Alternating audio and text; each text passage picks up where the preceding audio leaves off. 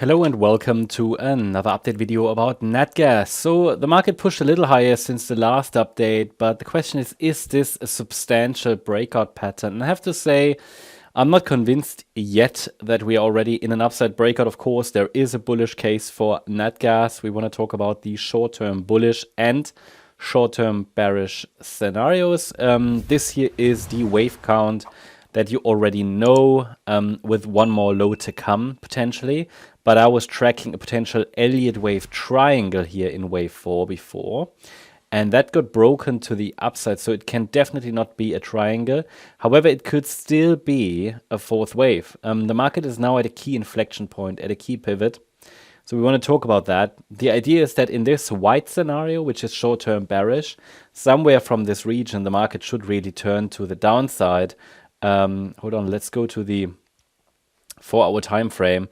And looking at the structure to the upside, I mean, we can easily identify at the moment a fairly clear three-wave move, to the upside from the low.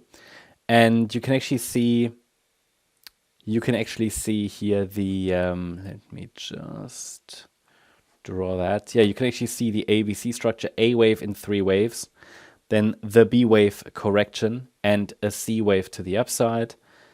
Yeah, so it's an ABC pattern we can track here.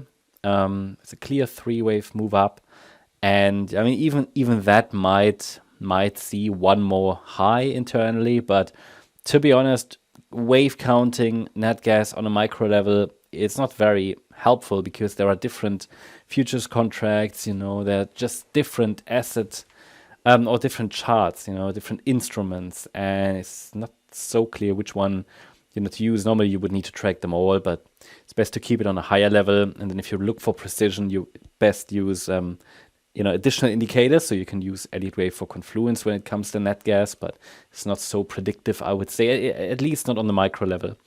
So it means what can we track here? I mean, what I would check at the moment, or what I would pay attention to, is that this is only corrective rally at the moment, at least. We have something that we could possibly call here a trend channel. Might even draw it a bit more like that, and then this works quite well, so it might maybe give us one more high, but there's now quite a sharp decline from that top, from that $4 down to now $3.31. So it's possible that this C wave has topped, we're going for one more low. However, I want to present a bullish case as well, so we get a support area, because it is possible this was just a wave 1 in a diagonal and the overall low is here. This here was a wave 2 pullback. This here is a wave 3. Until here, the wave count is the same. And even now in a pullback. Yeah. And then, however, if we get one more high, well, then we have a more bullish, possible bullish case. Okay. It's not as easy on the Natgas chart, because even that could be part of a larger ABC. If we consider, but that's fine in the future anyway. I mean, if we consider this maybe, but I don't like that count, an A, B, 5 up in C. I would say if we get 5 waves up, that's obviously bullish, but that's not the best time to enter then at the end of the 5th wave. But it would be first confirmation that finally the trend is going up. But then we wait for the corrective pullback, right, to get that classic Elliott wave pullback trade setup in a 1-2 structure.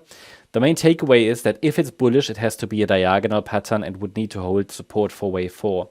The main benefit of tracking here a bullish case is that we get a support area.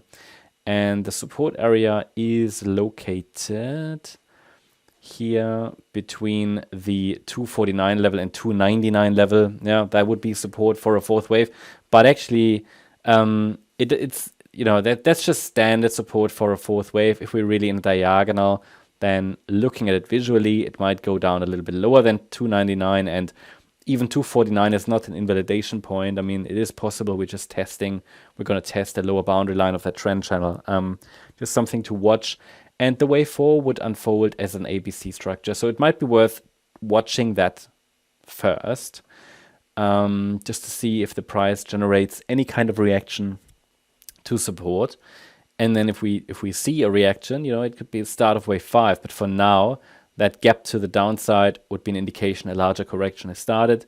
Whether that's wave 4 or whether that's another low, it will be decided probably in this area down here, maybe around 250, 273.